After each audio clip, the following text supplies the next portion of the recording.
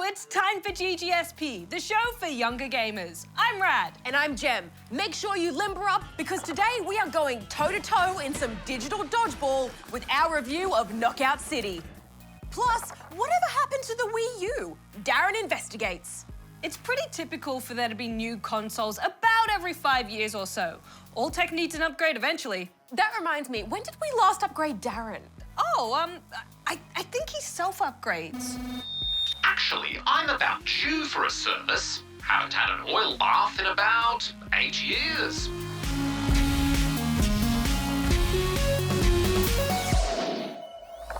All right, well, before we head on down to Knockout City, I've noticed you've been playing a bit of Minecraft Dungeons again, Jem. I have. It's just had its first anniversary and added the Hidden Depths expansion, so I thought I'd dive in to test out those waters and see what's new. The first thing I noticed was that with all the DLC they've released, there's maybe 2 or 3 times as many missions now compared to when it launched.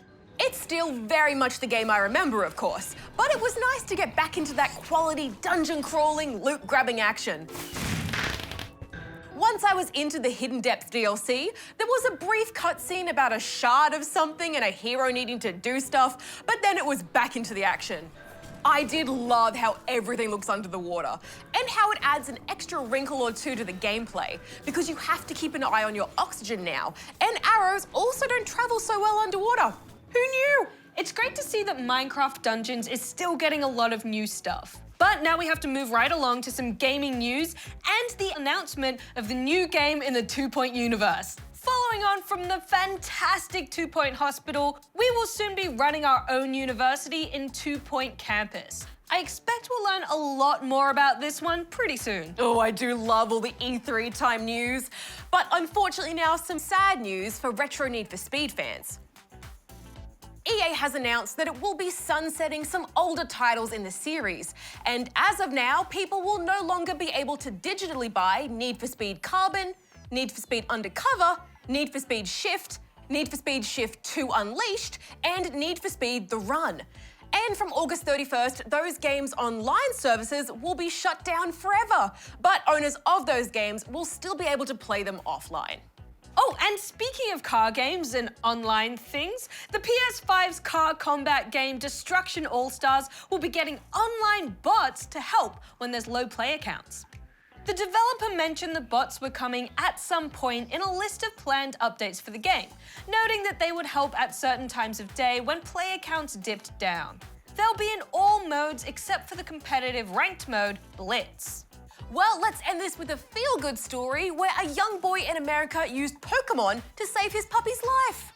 8-year-old Bryson and his family couldn't afford to pay nearly $1,000 worth of medical bills to help their sick young pup Bruce. So to pay for it, Bryson set up a roadside stall to sell his Pokemon cards.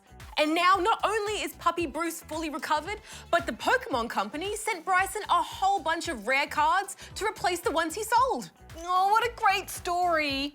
Okay, you two, time to get on with the review. Darren, are you crying? Negative. I just have something in my ventilation duct. Now, quick, roll the thing. Wait, how does he blow his nose? Hey, Jem, how are your reflexes? Pretty bad actually, but that's okay. Well, then you might have your work cut out for you, because Knockout City takes dodgeball to the extreme.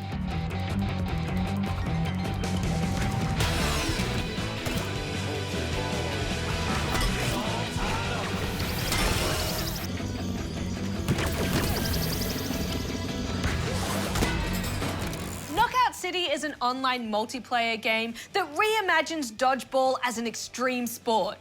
There's a variety of maps with various obstacles, and each match offers up a different special ball type to spice things up, such as the cage ball, which traps enemies when thrown.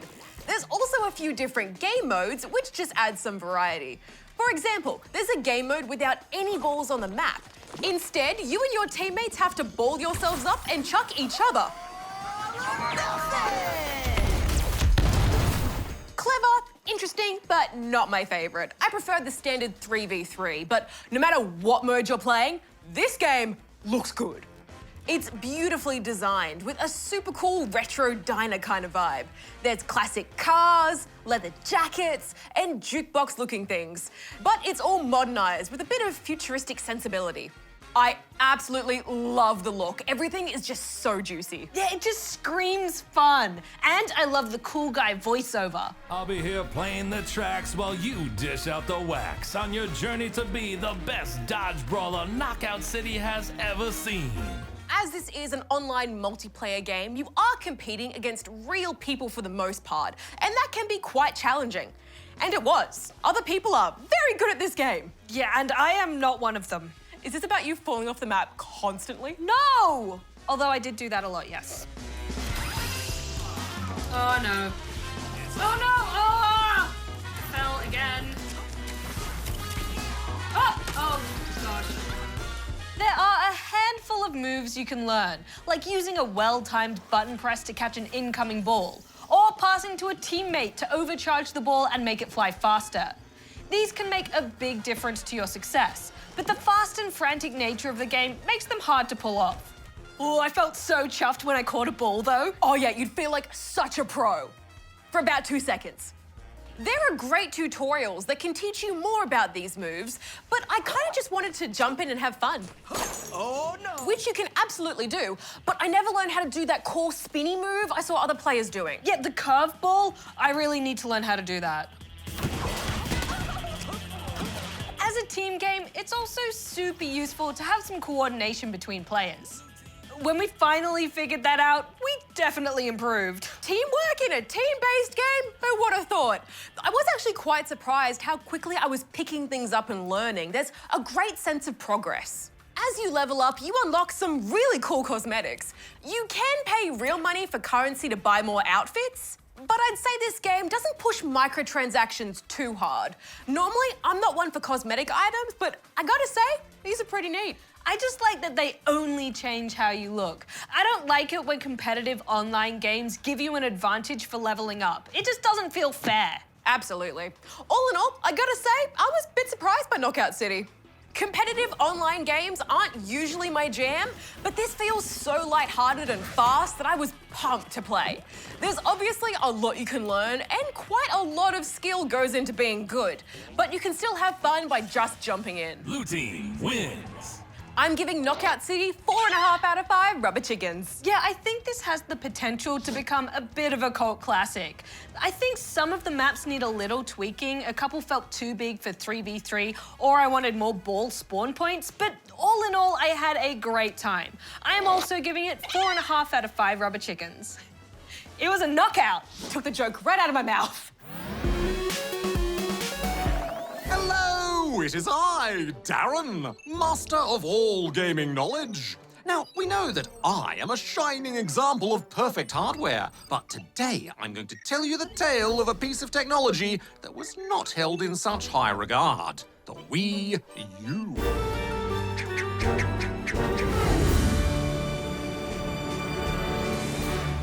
For those of you spawnlings who aren't familiar, the Wii U was Nintendo's first high-definition game system and the follow-up to the hugely successful Wii console. The Wii U should have been a big hit for Nintendo, as it introduced the novel function of letting you play its games on your TV or the gamepad controller. Sound familiar? And this was 5 years before the Switch.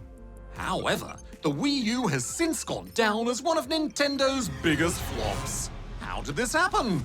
Let's find out. To better understand the Wii U's downfall, we have to go back in time to 2011, the year the Wii U was first revealed to the public at E3. So today, welcome to the world of Wii U. But as the presentation concluded, there was an air of confusion amongst gamers as to what exactly the Wii U was. Audiences could see familiar elements from other Nintendo systems, like the touchscreen of the DS, motion controls and Wii Remote, but there was a lot of uncertainty as to how those elements would come together in a practical way. There was also so much focus put onto the new gamepad with screen controller that one would be forgiven for thinking the Wii U was merely a companion for the existing Wii system, like a fancy extension or expansion unit, and its confusingly similar name didn't help. But Nintendo remained confident, and fans held on to the hope that while the console itself may have been sailing into uncertain waters, there were still plenty of new games to look forward to.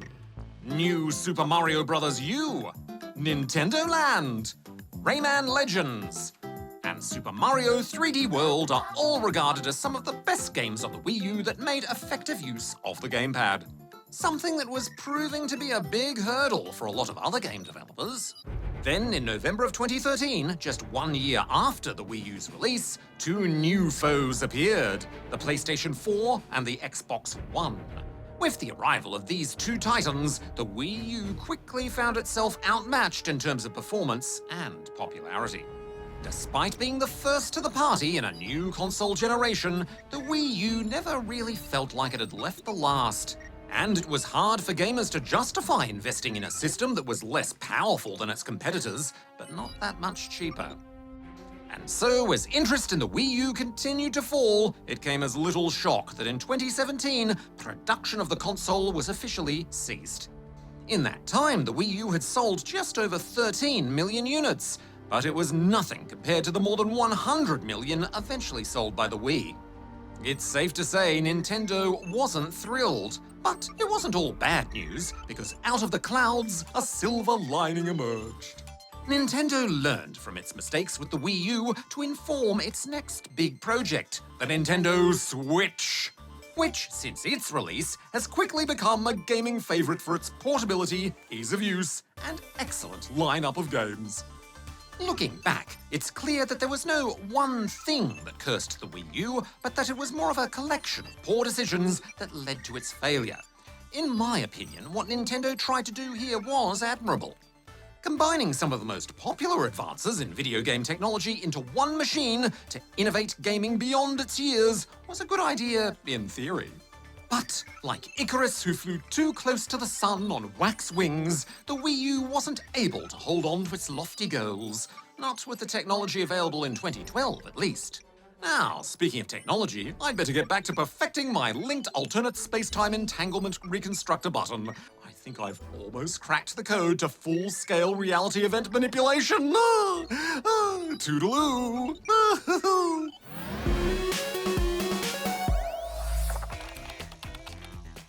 Alrighty, Rattles, our inbox is once again teeming with questions of the gaming variety. Well, we better get answering, and there's no I in teaming, so let's tackle them together.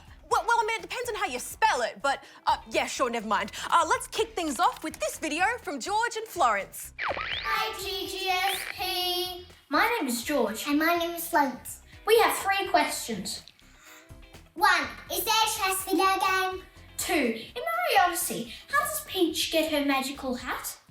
3. In Luigi's Mansion, how do the ghosts disguise themselves? Thanks, George and Florence. In answer to your first question about chess video games, well, I'm pretty sure there are some chess video games out there, but let's ask our resident chess fiend, shall we? It's Darren. It's going to be Darren. Greetings, Darren here. Hi, Darren. Rad and Jem here at the Ask SP desk. George and Florence are wondering if there are any chess video games. Oh, affirmative! Chess is one of the oldest games ever, you know, and there have been loads of computer and video game incarnations of it over the years. One of the simplest ways to access basic digital chess these days is through the website chess.com. You can play chess games for free in your browser against a computer opponent or real players. But be wary of ads and attempts to get you to purchase a premium subscription if you're looking to unlock other features like lessons and strategy guides. You can also find loads of basic free chess apps for mobile, including Real Chess 3D, which looks quite nice and has some relaxing music in the background. And several others simply listed as chess. There are a few chess video games on console too. For a more sophisticated chess experience with some impressive visuals and themes, there's something like Chess Ultra on Switch, Xbox and PC. Or you could try searching chess in your digital store to see what's there. All right, well, thanks, Daz. Catch you later. Bye-bye!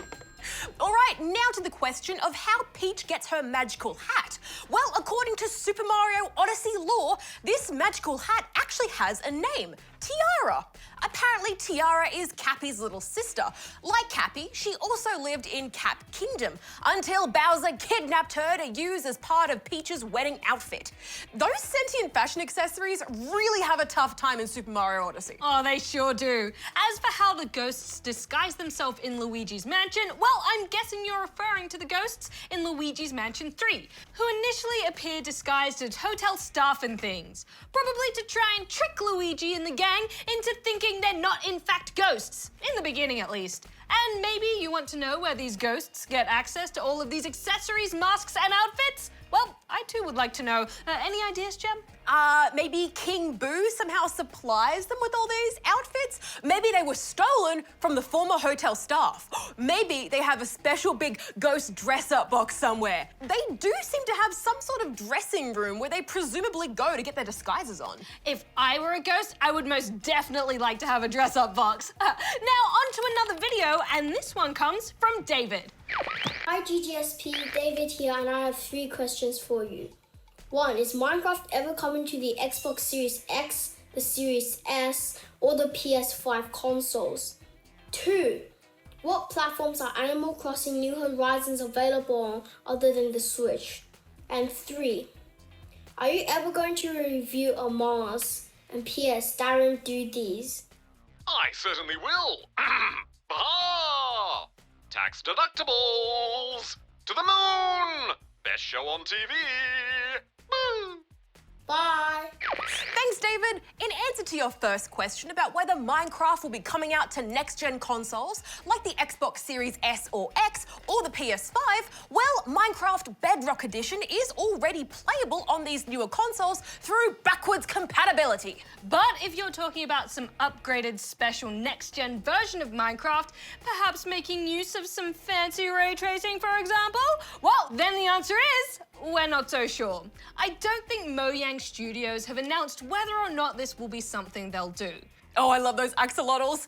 As for your question about what platforms Animal Crossing New Horizons is on, other than the Switch, well, it is in fact only available on the Switch. There is a similar, smaller spin-off game called Animal Crossing Pocket Camp, which you can find on mobile devices, though as a free mobile game, make sure you watch out for those pesky microtransactions. Now to whether we will ever review Among Us. Well, Among Us is a bit of a peculiar case. It really flew under the radar back in 2018 when it first came out. And usually we try to review games in the year that they're released, so we probably won't give it a full review now. But we have live streamed it a couple of times and made a video on how not to be sus. So you could check that stuff out on our online channels if you're interested in that sweet Among Us content.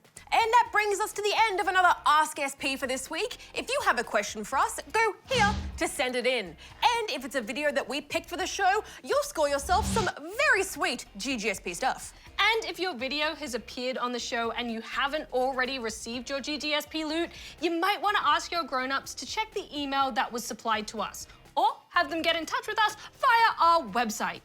Okay, so the inbox is ever so slightly less teeming after that. That's because of all our great teamwork, right, Jem? A teamwork. I don't get it. When it teams, it rains, or something like that. Yeah, that sounds legit. Next week on GGSP, we review one of the biggest PlayStation games of the year, Ratchet & Clank Rift Apart. Slow down, please. That looks spectacular. I can't wait. Until next time, be nice, have fun, and keep gaming. Right out. Gem out. Darren out. Mario